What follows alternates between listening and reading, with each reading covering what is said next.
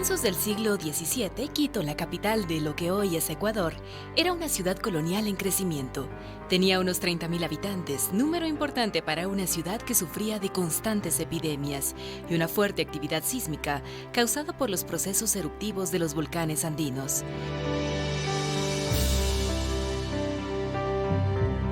Los habitantes de la ciudad expresaban una ferviente religiosidad. La clase noble llevaba una vida sosegada, mientras los nativos, mestizos y españoles pobres llevaban una vida de trabajo sacrificado. Al venir de España, los primeros españoles nos trajeron una religión, diríamos, bañada en ese misticismo que en España se vivía. En España, en el siglo XVII, es la época de Teresa de Jesús, de la Doctora, es la época de Cervantes, la época de Góngora, de Calderón de la Barca, y entonces había esa floración en artes, en ciencia. Entonces todas esas cosas pasan a América. Para América Latina es la época de la evangelización. Para la audiencia de Quito es la época en que empieza el desarrollo propiamente de la colonización española, en la cual obviamente viene el trabajo conjunto de los misioneros que venían con los conquistadores, y de esta manera, digamos, el aspecto de evangelización y el aspecto de conquista venían, digamos, conjuntas y armonizadas. Una familia de nobles quiteños que vivía bajo la guía de Dios fue la conformada por el capitán español don Jerónimo Flores Cenel de Paredes y la dama criolla Mariana de Granobles y Jaramillo, quienes tenían su residencia frente a la capilla de Nuestra Señora de los Ángeles y al Hospital San Juan de Dios. El 31 de octubre de 1618, vísperas de la fiesta de Todos los Santos, Dios bendijo a esta familia con una octava hija, Mariana Paredes y Flores.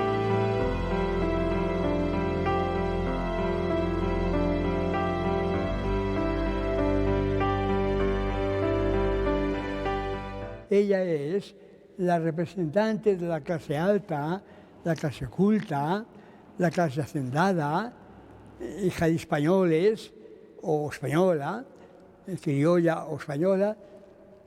Eso es muy interesante, pues, y no hay que perderlo. Que ella represente también para nosotros hoy el mundo hispano que ha venido a América.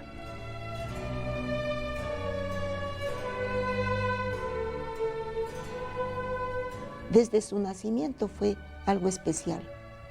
Cuando sobre la casa de ella, el día 31 de octubre, había de verse en el cielo de Quito una palma de estrellas sobre la casa de la familia. ¿Cómo esto sí? A mediodía se aparece una estrella y todos veían una estrella encima de la casa. Nace la guagua y desaparece la estrella. Es algo de una predilección del Señor. Entonces, Dios dio señales de que había escogido a esta chiquitina. Y claro, en el proceso de su vida, desde que nació, dio señales de ser privilegiada por Dios. Los padres de Mariana inculcaron a sus hijos los mejores valores cristianos, haciendo especial énfasis en el valor de la virtud y el respeto a los demás. La familia llevaba una vida piadosa y generosa con los más necesitados, y eso fue el mejor ejemplo de educación cristiana para Mariana.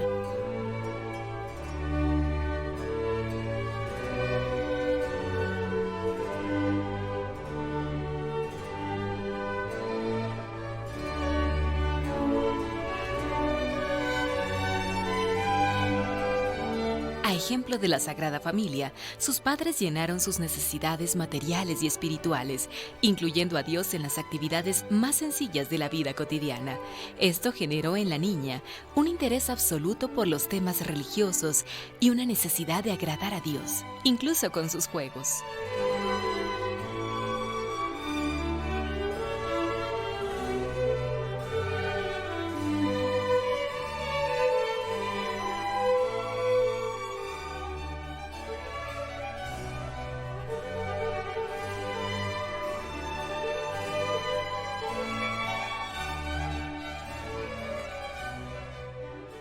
La santa, dentro de su misma familia, pues asimila mucho de la costumbre cristiana, digamos, de todas las familias de la época, ¿no?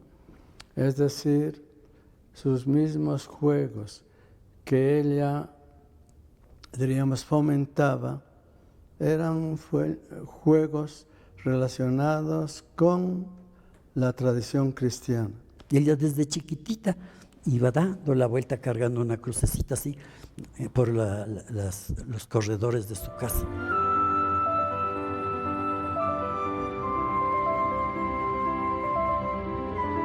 Cuando Mariana tenía 5 años de edad, quedó huérfana de padre. Su madre no soportó mucho tiempo la muerte de su esposo y falleció antes de que Mariana cumpliera los 6 años. La niña quedó bajo el amparo de su hermana Jerónima Paredes y su esposo el capitán Cosme de Caso, quienes cumplieron a cabalidad el enorme compromiso de continuar con la formación espiritual de Mariana.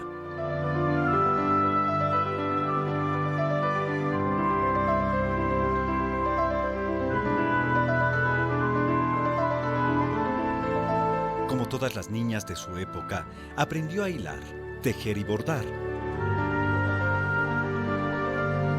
Mostró gran interés por aprender a leer y escribir, así que recibió clases con un maestro particular.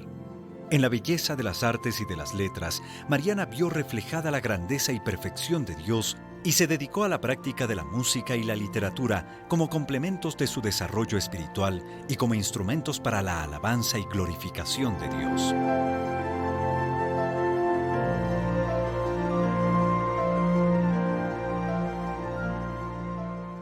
Era la mujer más culta de la época. Leyó todo lo que se podía leer aquí en Quito, ¿no? Especialmente cuestiones religiosas, las obras de Santa Teresa, también creo que leyó de San Agustín. En fin, se devoraba todo libro.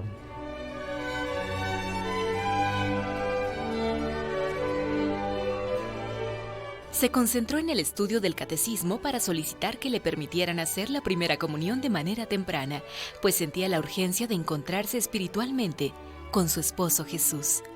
A los 7 años, Marianita se confesó por primera vez en la iglesia de la Compañía de Jesús para hacer su primera comunión.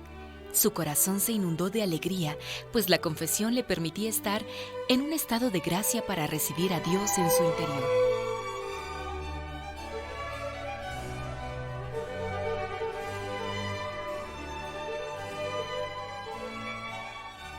En el hogar aprendió la Marianita las primeras bases del catecismo, porque cuando le llevaron para la primera comunión y le presentaron al padre Camacho, que era el sacerdote en la Compañía de Jesús, que fue su director espiritual, quedó asombrado de ver los conocimientos que tenía la niña para la edad de 7 años en que estaba.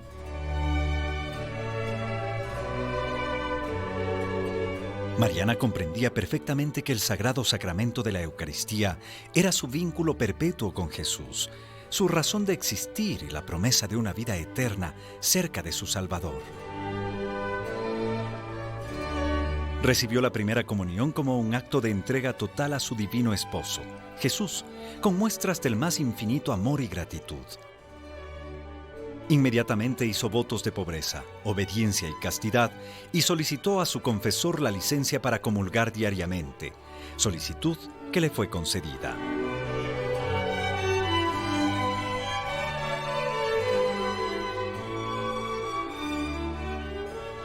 Marianita de Jesús vivió solo 26 años. Su vida fue plena. Puede decirse que desde los más tiernos años hay ya un apuntar hacia una vida del espíritu. Todo esto se dio en Marianita, pero de una manera incluso prodigiosa. Se relatan varios hechos prodigiosos de su niñez.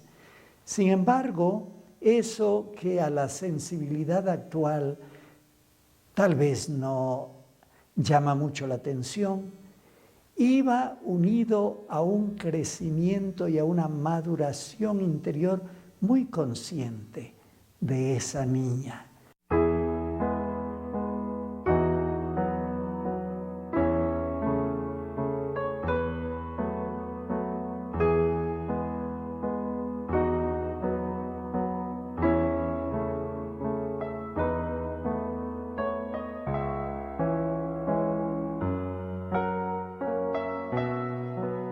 La llamada de Jesús empezaba a manifestarse con fuerza, pero Mariana no comprendía aún de qué manera iba a seguir a Jesús y a trabajar por su reino.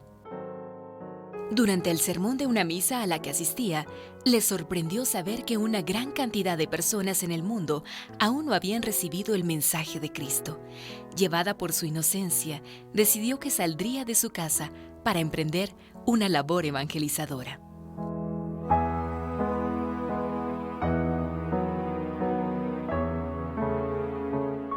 Primeramente quiso ir al Pichincha, subir al Pichincha a cuidar, a adornar una gruta en honor a la Virgen que había allí, que le parecía a ella que estaba descuidada. Pero un toro misterioso no les permitió, les permitió porque era un grupo que formaron de amigas y de hermanas y sobrinas que querían ir a vivir allá y vivir de limosna. La otra vez que mostró su interés misionero fue cuando, asimismo, el grupo de amistades y la sobrina, pues determinó ir a misionar en el Oriente. Pero naturalmente el grupo quería salir a la madrugada sin hacerse sentir. Una de ellas pues guardó la llave para salir pues tempranito, pero se quedaron dormidas misteriosamente.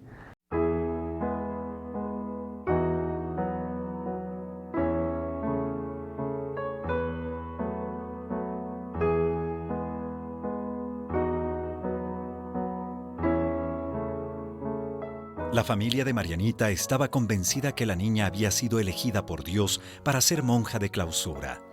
Ella se sentía muy atraída por la vida de retiro y oración, pero al mismo tiempo no quería perder el contacto con la gente necesitada de su apoyo material y espiritual.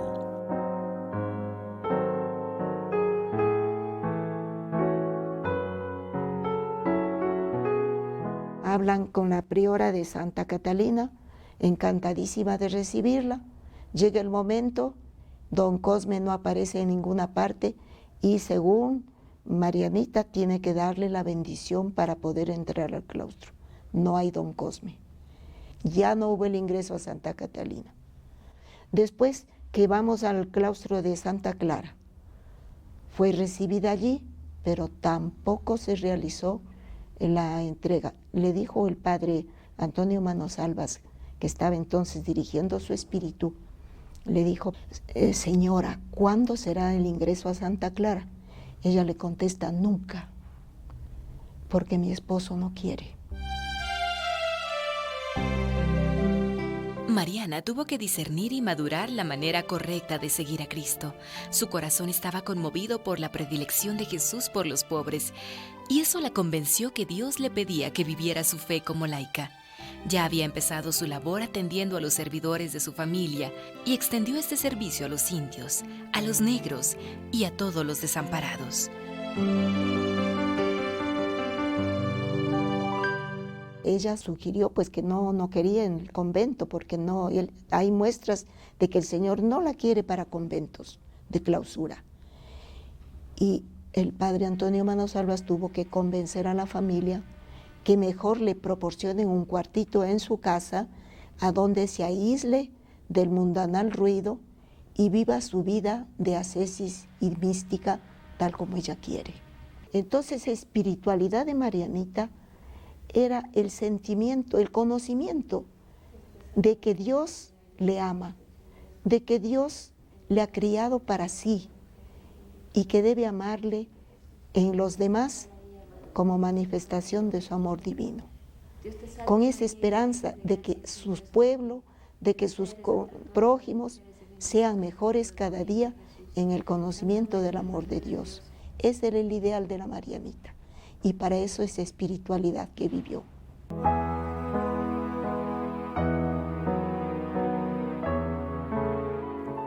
En su cuarto, Mariana colocó un pequeño altar con un crucifijo, imágenes de Nuestra Señora de Loreto y del Niño Jesús, un cuadro de la Santísima Trinidad y varias estampas de santos a quienes profesaba devoción como San Ignacio de Loyola y San Francisco de Asís.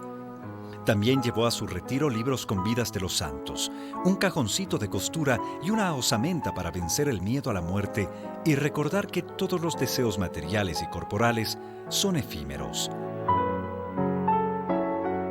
En el encierro de su habitación, Mariana no estaba sola.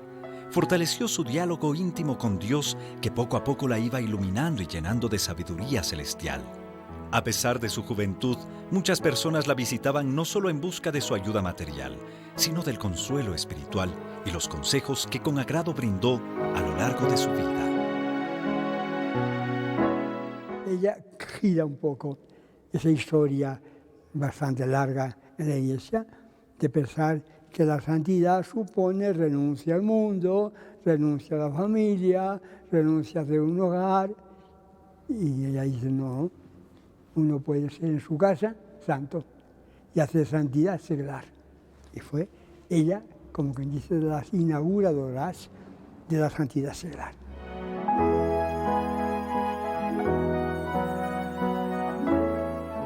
Por consejo del padre Camacho se hizo terciaria seglar de San Francisco de Asís, pero como ella se consideraba hija y discípula de la Compañía de Jesús, solicitó se le permitiera llevar un manto de lana negra, muy parecido a la sotana de los padres jesuitas, con el monograma de Jesús bordado en el pecho y un velo para cubrir su rostro. Renunció a su nombre de noble, doña Mariana de Paredes y Flores, y empezó a llamarse simplemente Mariana de Jesús.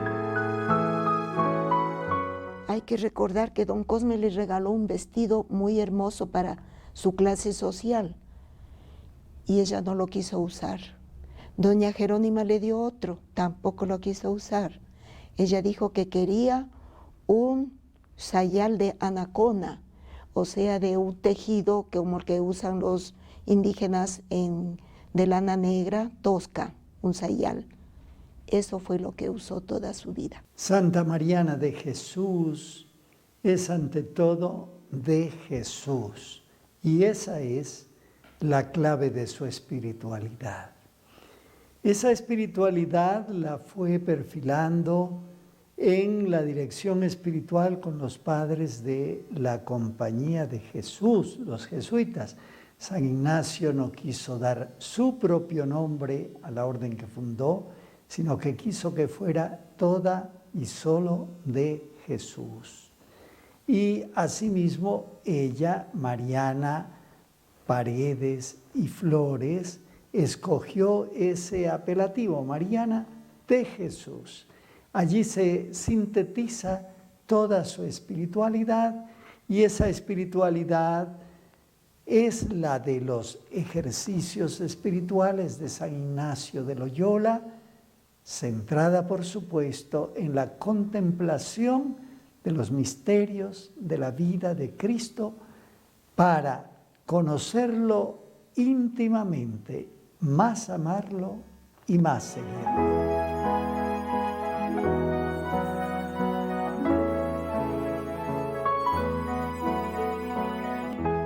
Inspirada por los ejercicios espirituales de San Ignacio de Loyola, diseñó un horario con sus actividades y lo puso a consideración de su confesor. A las 4 me levantaré, haré disciplina, daré gracias a Dios, repasaré por la memoria de la pasión de Cristo. De 4 a 5:30, oración mental. De 5 a 6:30, rezaré las horas hasta nona. Haré examen general y particular. Iré a la iglesia. De 6:30 a 7, me confesaré. De 7 a 8, prepararé el aposento de mi corazón para recibir a mi esposo. Y después que le haya recibido, daré gracias a mi Padre Eterno por haberme dado a su Hijo. Y le pediré muchas mercedes. De 8 a 9, sacaré muchas almas del purgatorio y ganaré indulgencias por ellas. De 9 a 10, rezaré los 15 misterios de la corona de Dios. Desde las 10 me encomendaré a mis santos devotos. Después comeré si tuviere necesidad. A las 2 rezaré vísperas y haré examen general y particular.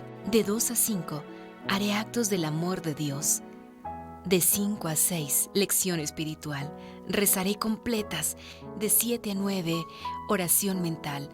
De 9 a 10, saldré por un jarro de agua y tomaré algún alivio moderado y decente. De 10 a 12, oración mental. De 12 a 1, lección en algún libro de la vida de los santos y rezaré maitines. De 1 a 4 dormiré y todos los días comenzaré con la gracia de Dios.